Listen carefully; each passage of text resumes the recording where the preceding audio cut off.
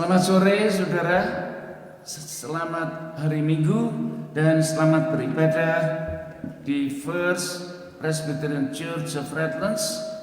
Barangkali volumenya dikecilin sedikit Jeff, yang mainnya terlalu melengking. Ya, oke. Turun sedikit. Ya. Oke, kita coba lagi saudara. Masih Jeff, yang merah aja. Ya, yang merah. Ya. Selamat datang di First Presbyterian Church of Redlands Indonesian Language Worship Service. Saudara, ini adalah minggu yang terakhir di bulan Januari, dan marilah kita dengan segenap hati beribadah oleh karena hari ini adalah hari yang dijadikan Tuhan. Oleh karenanya mari bersorak-sorak dan bersukacita. Saudara, tema untuk minggu ini adalah Heavenly Wisdom. Bagaimanakah kita mendapatkan hikmat surgawi sebagai jalan hidup umat Tuhan. Nah saudara, marilah kita bersembah sujud bagi Dia, oleh Dia, kepada Dia saja. Karena hanya pada Dia sajalah Allah Bapa surgawi seluruh kemuliaan dari sekarang sampai selama-lamanya. Mari kita beribadah dan kita akan segera mulai dengan ibadah ini. Mari kita berdoa. Maha besar Tuhan Allah Bapa di surga, bimbing kami ya Tuhan, agar di dalam kehidupan kami boleh senantiasa jalan dan bakti di dalam kasih kemurahan rahmat Kristus Yesus. Bahkan melalui pertolongan Roh Kudus kami boleh hidup di dalam terang kebenaran Kristus saja. Berkati Tuhan ibadah ini, agar segala sesuatunya boleh menjadi kemuliaan dan kepujian kami bagi-Mu saja. Kami sungguh bersyukur Tuhan Yesus atas kasih dan pemeliharaan-Mu di dalam perjalanan kami hari demi hari. Berkati ya Tuhan, agar ibadah ini boleh menjadi pupuk bagi kehidupan rohani anak-anak-Mu. Dan di dalam nama Tuhan Yesus kami berdoa. Amin. Puji Tuhan. Saudara-saudara, kita undang kita semua untuk bangkit berdiri. Dan mari kita bersama-sama memuji Tuhan dengan pujian pertama. Oh betapa indahnya. Betapa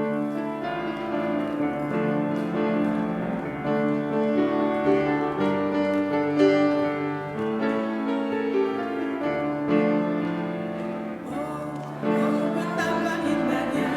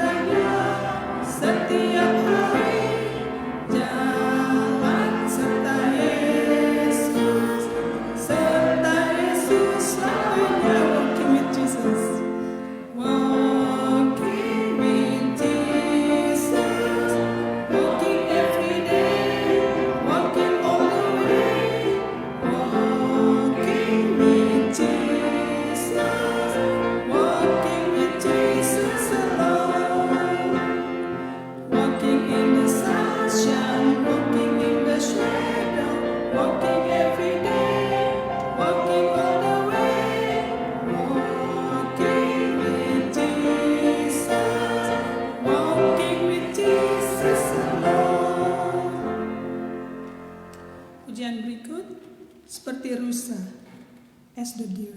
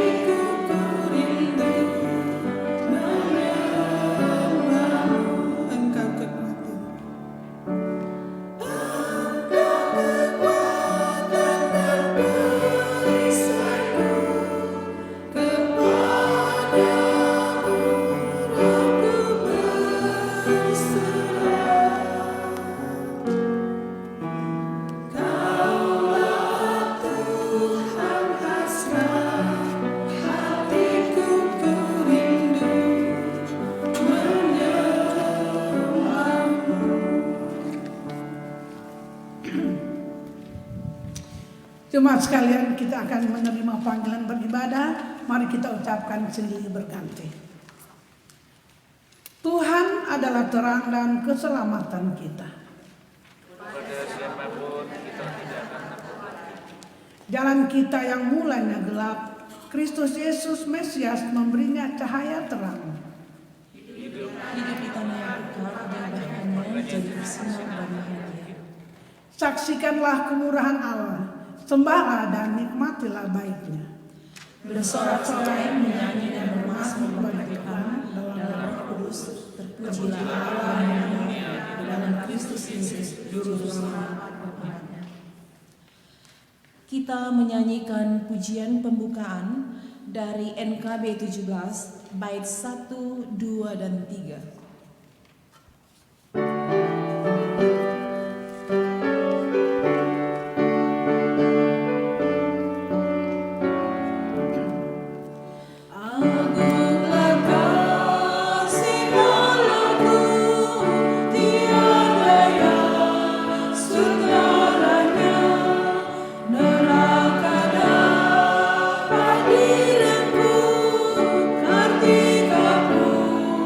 Terima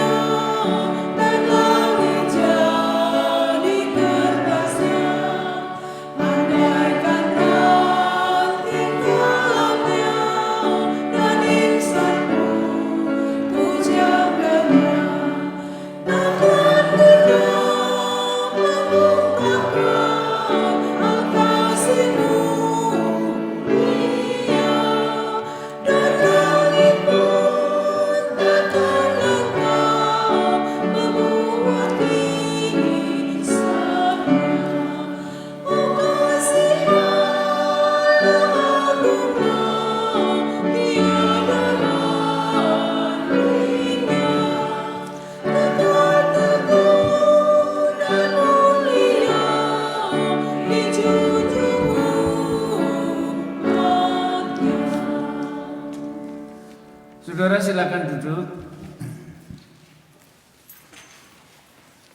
Marilah dengan segenap apa adanya kita datang ke hadirat Allah di dalam bentuk berdoa dan bersama, dan saudara ada kesempatan berdoa pribadi dalam bentuk silent prayer. Saudara, mari kita berdoa.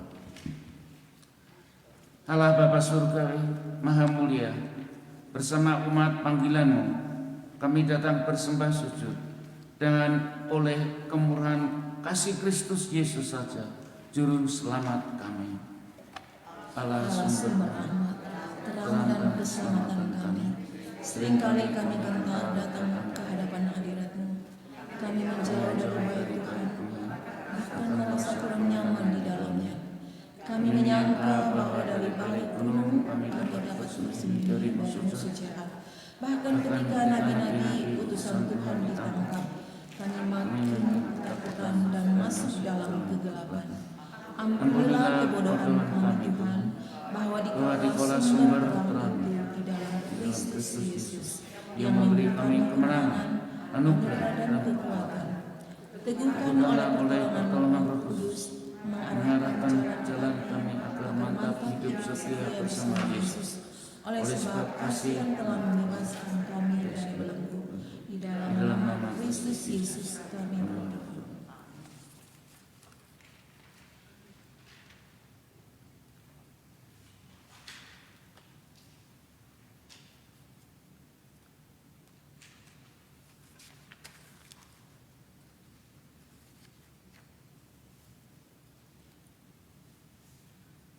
Amin.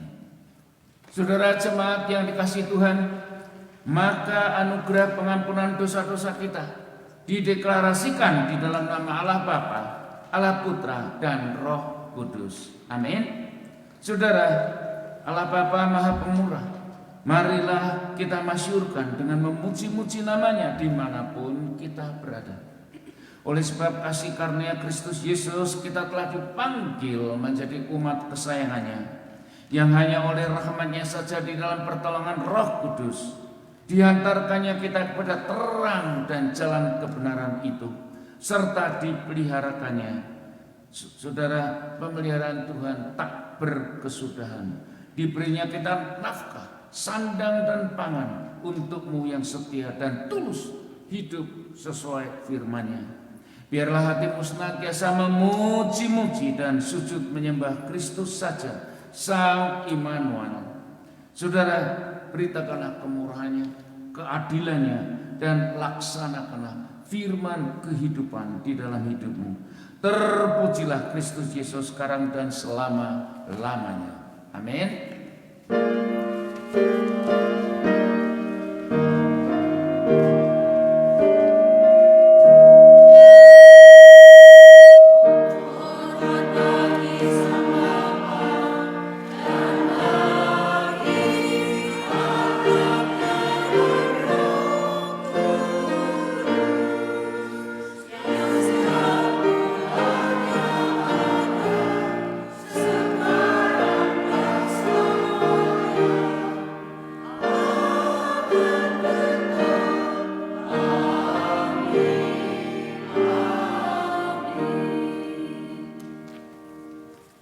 Jemaat tetap berdiri.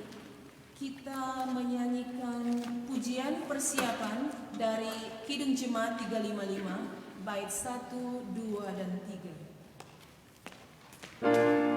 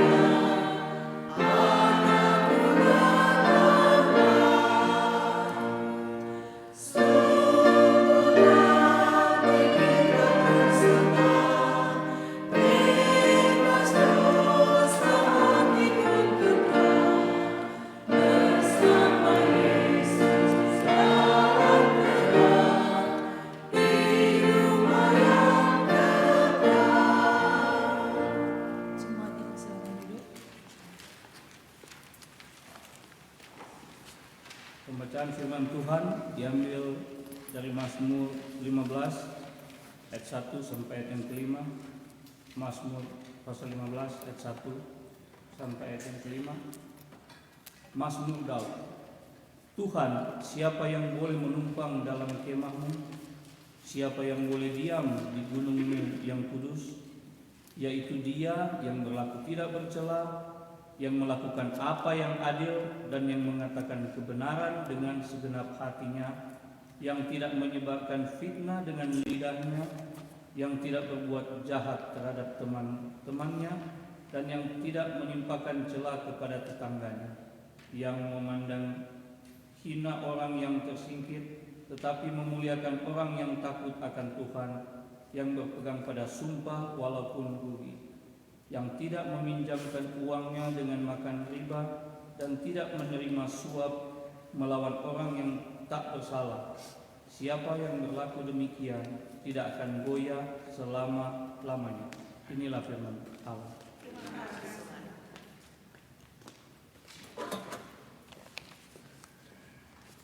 Saudara jemaat yang dikasihi Tuhan, kriteria untuk siapa yang boleh datang di dalam rumah Allah, untuk siapa yang boleh dikatakan sebagai anak-anak Tuhan, sangat jelas di Mazmur 15 ini, yaitu mereka yang hidupnya setulus dikehendaki oleh firman tersebut. Untuk itu saudara perhatikan dengan baik, kalau perlu engkau ulangi sekali lagi di rumah saudara untuk dipelajari dan dihayati agar mengendalikan pikiran dan hati kita supaya kita boleh diperkenankan.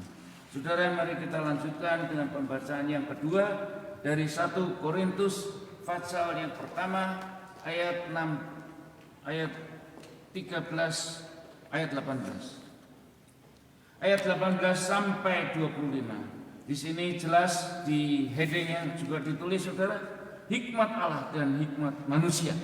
Apakah itu? Mari kita perhatikan dengan cermat. Saudara, kita membaca dengan silih berganti. Sebab pemberitaan tentang salib memang adalah kebodohan bagi mereka yang akan binasa. Tetapi bagi kita yang diselamatkan, pemberitaan itu adalah kekuatan Allah.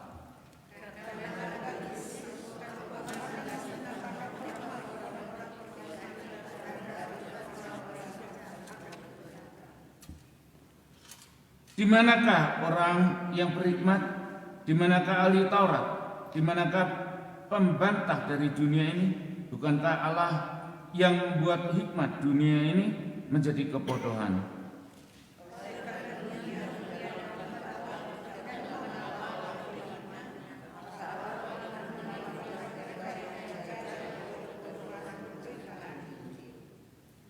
Orang-orang Yahudi menghendaki tanda dan orang-orang Yunani mencari hikmat.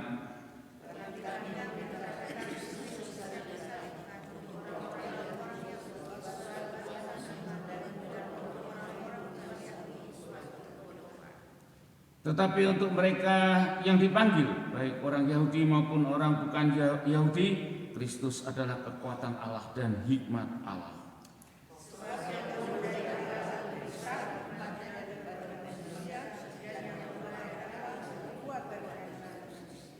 Demikianlah firman Allah. Saudara, apabila langit dan bumi berlalu, tapi firman Allah kita yang mulia ini tinggal kekal selama-lamanya. Saudara, marilah kita tundukkan kepala, kita berdoa mohon tuntunan Roh Kudus agar kita dapat dimengertikan firman Allah yang mulia ini. Mari kita berdoa. Maha besar Tuhan Allah Bapa di surga, kami sungguh bersyukur atas kasih kemurahan-Mu Tuhan, bahwa di tengah-tengah kehidupan kami senantiasa diberikan firman kehidupan ini, agar jalan kami tidak tersesat. Oh Tuhan, tolonglah agar firman Tuhan ini boleh memang menjadi sumber kehidupan, sumber nafas kami di dalam perjalanan kami ini. Kiranya di dalam nama Kristus Yesus Dikau berkenan atas ucapan lidah bibir kami dan renungan hati kami, ya Tuhan. Juru Selamat dan Penebus kami. Amin. Saudara, jemaat yang dikasihi Tuhan, engkau pasti tahu bahwa berita-berita dimanapun juga senantiasa mengerikan. Topik-topiknya tentang kematian, teror, kebinasaan, dan lain sebagainya. Bahkan seminggu yang lalu ada satu teror yang mengerikan, saudara. Dan topik-topik di masyarakat ini membuat kita bertanya-tanya dengan jawaban yang berbeda-beda. Mengapa? Kisah-kisah yang muskil itu terjadi, saudara. Dan kemudian orang mencari tahu siapakah yang bodoh di dalam melakukan keonaran tersebut. Hingga peristiwa itu terjadi. Dan apakah tidak ada lagi satu kebijakan publik yang membuat ketentraman sehingga akhirnya orang saling tuduh menuduh. Di sisi yang lain sebetulnya firman Allah sudah sangat jelas, bahkan headingnya saja tertulis hikmat Allah dan hikmat manusia. Sayang, mengapa sudah lebih dari 2000 tahun yang lalu ditulis, tetapi tetap saja tidak dapat dilaksanakan dengan komunitas bersama-sama. Saudara, hikmat manusia adalah betul-betul satu kebodohan. Ayat 21, oleh karena dunia tidak mengenal Allah dan Allah pun tidak berkenan untuk menyelamatkannya. Ingat itu. Bagi mereka yang tidak mengenal Allah, Allah pun juga tidak berkenan kepadanya. Lebih-lebih apabila dikaitkan dengan pemberitaan Injil yang bagi orang dunia berupa satu kebodohan. Maka tidak heran, saudara, terjadi banyak perdebatan tentang keselamatan itu sendiri yang sudah jelas ada fakta sejarahnya, tetapi karena bodohnya manusia mereka meragukan hal-hal yang demikian. Aneh betul-betul. Penebusan Yesus adalah misi keselamatan umat yang final, saudara. Itu dikatakan sebagai satu kebodohan, dipertanyakan dengan negatif, sehingga banyak muncul teori-teori negatif. Rasul Paulus memberikan teguran, peringatan kepada jemaat di Korintus, ayat 18, dan untuk kita sore malam ini, ayat 18. Berita tentang salib memang adalah kebodohan bagi mereka yang akan binasa atau nonsens untuk warga dunia. Bagi kau dan aku secara khusus, kita tidak binasa, melainkan mempunyai pengharapan kehidupan yang kekal. Oleh karena itu berita salib harus menjadi menu kita hari demi hari, harus menjadi penghayatan untukmu dan aku. Penting itu, saudara.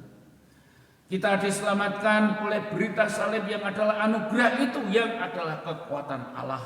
Oleh sebab itu kita perlu rajin, taat, beribadah, bersekutu, berdoa, serta saudara memupuk iman dari waktu ke waktu.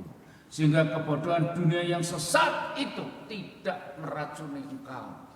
Saudara, jangan sampai Allah marah dan mengabaikan anak-anaknya.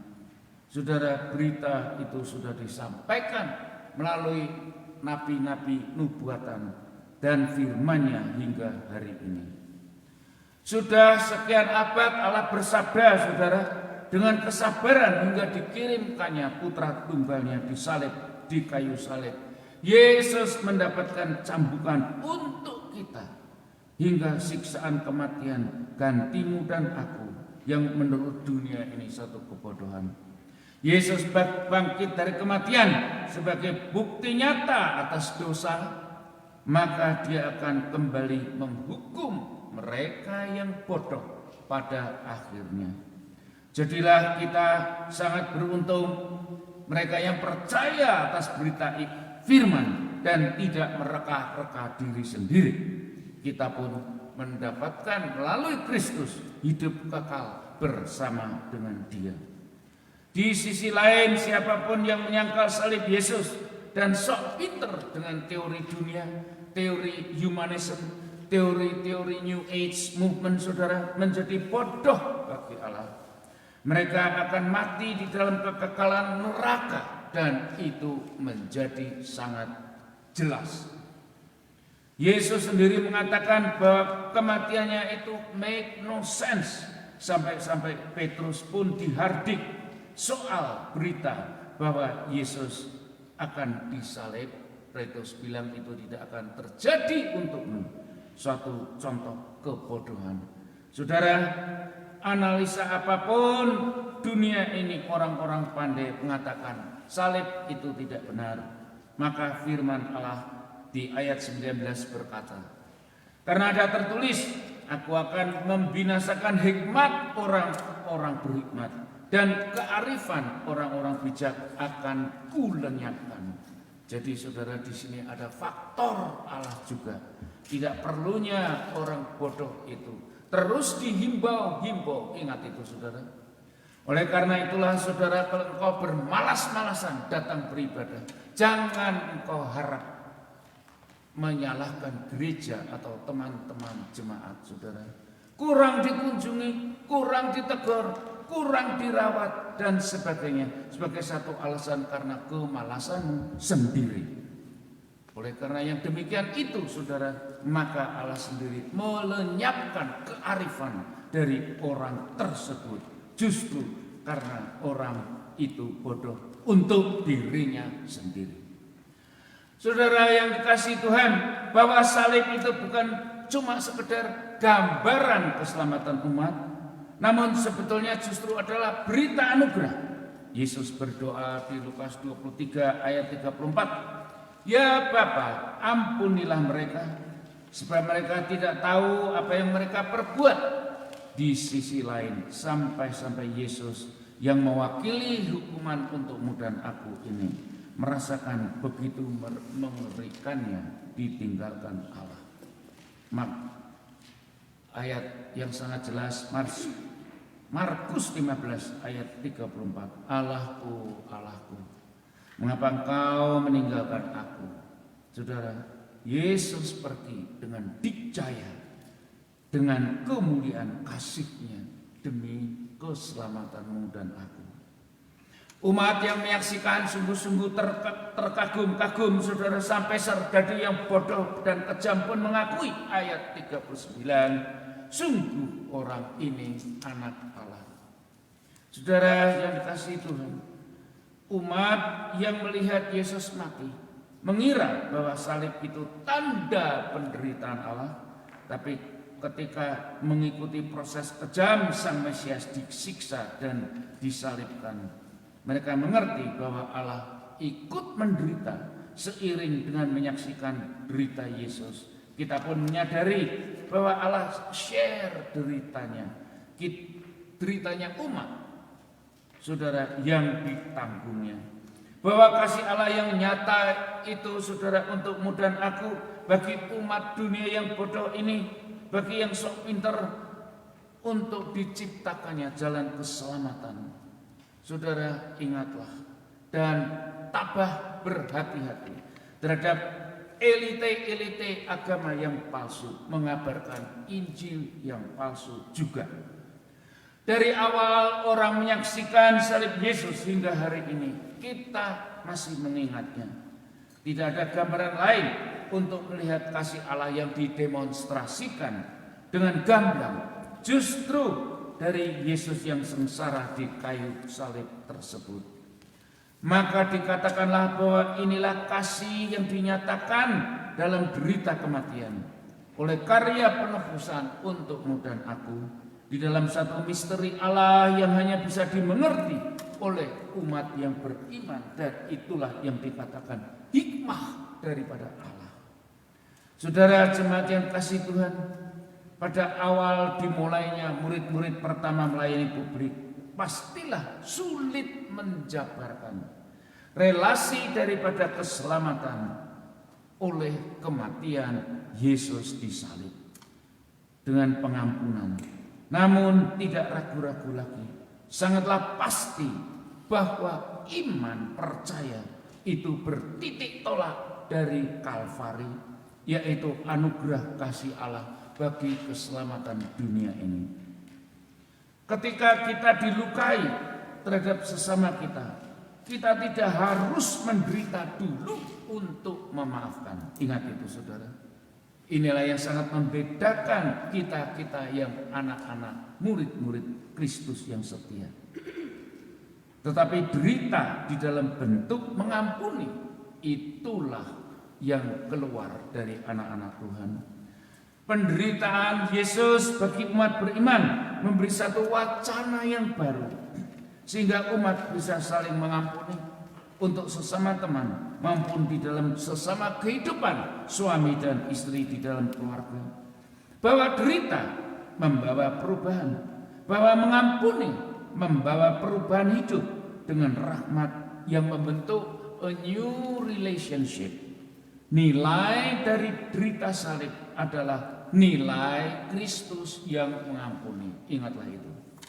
Sehingga kalau engkau mendapatkan satu derita oleh salib yang harus kita pikul, ingatlah saudara, bahwa seyogianya itu adalah satu nilai Kristus yang mengampuni engkau.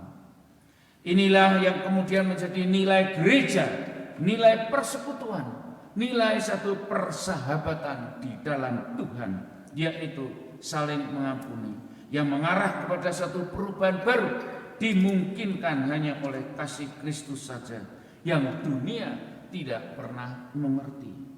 Maka jadilah engkau masing-masing umat yang beriman, ikutlah senantiasa di dalam derita Yesus yang membuahkan kasih untuk sesama. Maka engkau pun akan menjadi murid-murid pertamanya sebagai kesaksian Allah bagi dunia ini. Amin. Mari kita berdoa. Maha besar Tuhan Allah Bapa di surga, kami sungguh bersyukur atas hikmat Allah yang dinyatakan melalui pemberitaan firman-Mu Tuhan. Biarlah itu menjadi kasih anugerah di dalam kehidupan kami, sehingga kami boleh hidup untuk saling mengampuni dan saling membagikan kasih. Syukur kami panjatkan bagi-Mu saja. Sukacita dan hormat kami bagi Dikau sekarang dan selama-lamanya, Allah Bapa di surga. Dan di dalam Kristus Yesus kami berdoa. Amin.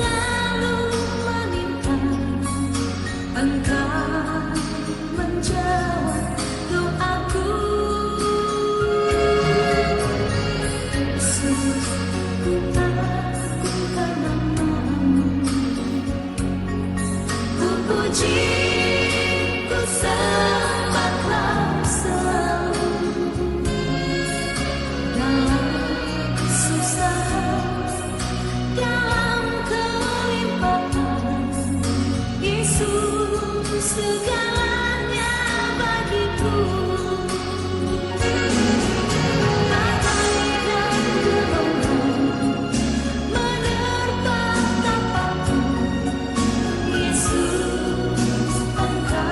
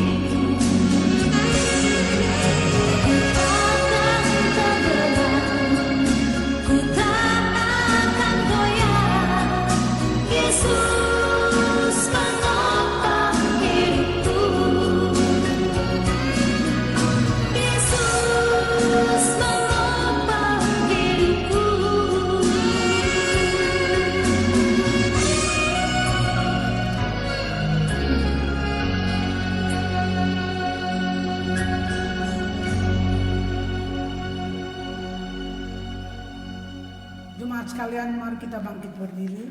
Kita akan mengucapkan pengakuan iman rasul bersama-sama.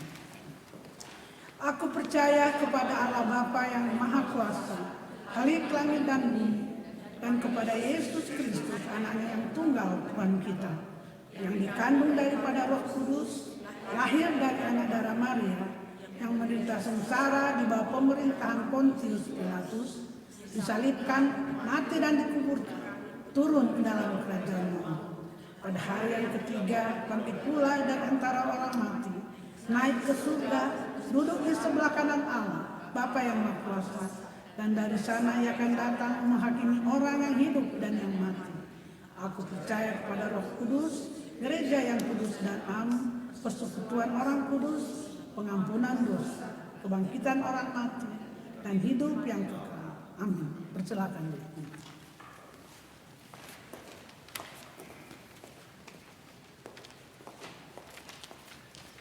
Saudara, kita akan berdoa syafaat, tapi sebelumnya apakah ada yang secara khusus gitu didoakan? Tidak ada? Ya, mari kita berdoa. Maha besar Tuhan Allah Bapa di surga, kami sungguh bersyukur di dalam perjalanan umat hari demi hari. Tuntunan Roh Kudus senantiasa ada, dan kasih-Mu ya Yesus senantiasa menyertai, sehingga tidak ada lagi yang kami perlu takutkan, badai apapun menerpa kehidupan umat.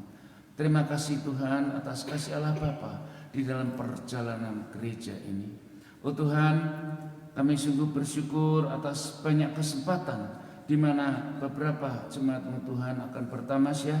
Kiranya Engkau menyempurnakan planning yang dilakukan. Begitu juga ya Tuhan akan booking dan semua detail. Tuhan kiranya semuanya berjalan dengan indah. Hantarkannya Tuhan pada waktunya. Sebagian jemaat-Mu Tuhan boleh mendapatkan satu sukacita melihat ciptaan di belahan tempat yang lain. Kiranya Tuhan kasih-Mu menyertai dengan keselamatan, tubuh yang sehat, pergi dan pulang dengan selamat. Begitu juga kalau saat ini Tuhan banyak di antara anak-anak-Mu bepergian, Engkau juga menghantarkannya agar mereka boleh sampai pergi dan pulang juga Tuhan dengan penuh sukacita yang daripada Dikau. Terima kasih Tuhan Yesus atas pemeliharaan-Mu Tuhan. Bukan hanya saja di dalam kehidupan rohani, tapi juga dalam kehidupan fisikal juga. Terima kasih atas nafkah, rezeki yang Engkau sudah limpahkan.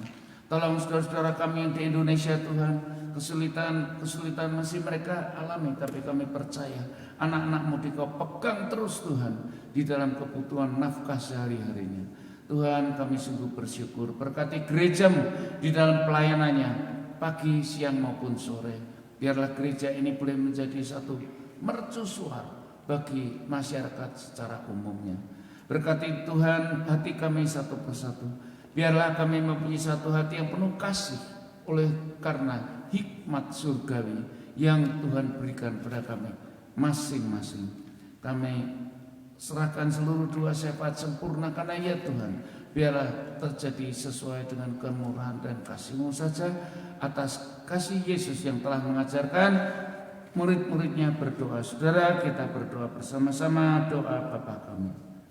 Bapa kami yang ada di dalam surga, dikuduskanlah nama-Mu. Datanglah kerajaan-Mu, jadilah kehendak-Mu di bumi seperti di surga. Berikanlah kami pada hari ini makanan kami yang secukupnya, dan ampunilah kami akan kesalahan kami, seperti kami juga mengampuni orang yang bersalah kepada kami. Dan janganlah membawa kami dalam pencobaan, tetapi lepaskanlah kami daripada yang jahat, karena Engkau-lah yang punya kerajaan dan kuasa dan kemuliaan sampai selama-lamanya. Amin.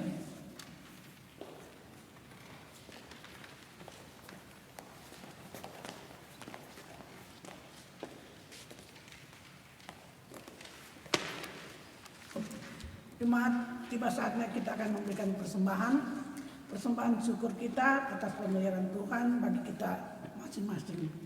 Bagi jemaat yang streaming dapat mengirimkan persembahan ke PO Box Gereja atau via webpage yang tertera di bawah layar ini. Persembahan akan diiringi oleh Saudari Goda. Tuhan Yesus memberkati persembahan kita semua.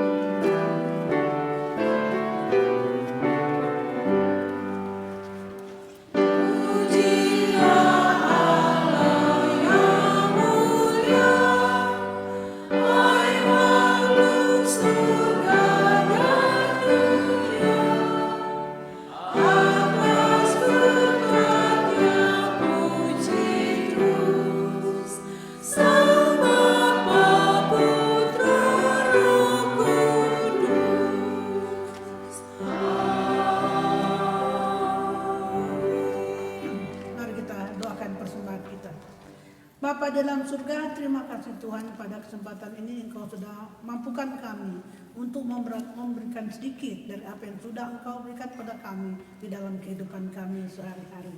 Biar apa yang sudah kami kumpulkan pada petang ini dapat berguna untuk pekerjaan-pekerjaan dimanapun, terutama di dalam jemaat kami di sini. Terima kasih Tuhan, di dalam nama Yesus Kristus kami bawa doa ini. Amin. Kita tetap berdiri. Pujian pengutusan dari Kidung Jemaat 38, 358, bait 1, 3, dan 4.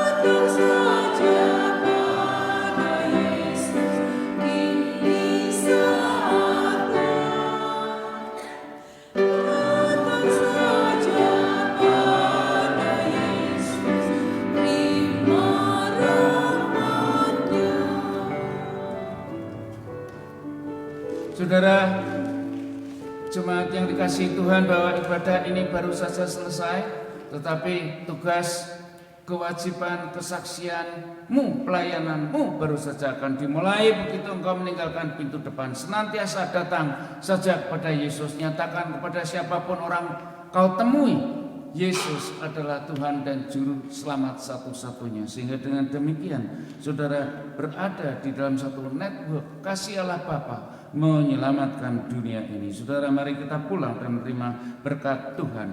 Kiranya kasih karunia dan damai sejahtera dari Allah Bapa dan Tuhan Yesus Kristus di dalam persekutuan Roh Kudus menyertai saudara-saudara sekalian dari sekarang sampai Maranatha, kedatangan Yesus yang kedua kalinya. Amin.